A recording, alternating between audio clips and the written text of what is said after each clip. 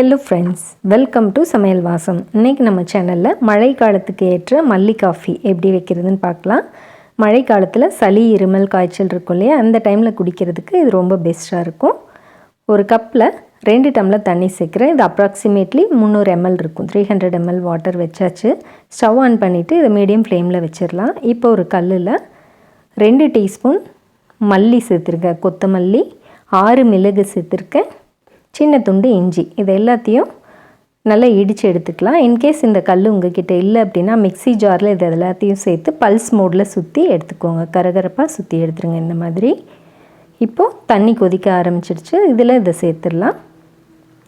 சேர்த்துட்டு இதை அதே மாதிரி லோ ஃப்ளேம்லேயே, அதாவது சிம்மில் கூட வச்சிடலாம். சிம் பண்ணிவிட்டு 3லேருந்து 4 நிமிஷம் அப்படியே கொதிக்க விடுங்க.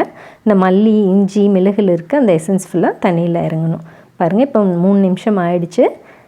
நாட்டு சர்க்கரை சேர்த்துருக்க 2 ஸ்பூன். உங்களுக்கு தேவைப்பட்டால் நீங்கள் ஒயிட் சுகர் வேணுனாலும் சேர்த்துக்கலாம். சேர்த்து அந்த சர்க்கரையை நல்லா கரைய வரைக்கும் ஒரு கொதி விட்டு ஆஃப் பண்ணிவிட்டு வடித்து எடுத்துக்கலாம். பாருங்கள், இப்போ வடிச்செடுத்தாச்சு. மல்லி காஃபி ரெடி ஆகிடுச்சு. இது மழை காலத்தில் தொண்டை கரகரப்பு, சளி, இருமல், மூச்சு விட சிரமப்படுறது, இந்த மாதிரி பிரச்சனைகள் இருக்கிறவங்க இது குடிச்சிங்க அப்படின்னா ரொம்ப ரொம்ப ரிலீஃபாக இருக்கும். ஹெல்த்துக்கு ரொம்ப ரொம்ப நல்லது. கண்டிப்பாக ட்ரை பண்ணி பாருங்கள். தேங்க்யூ.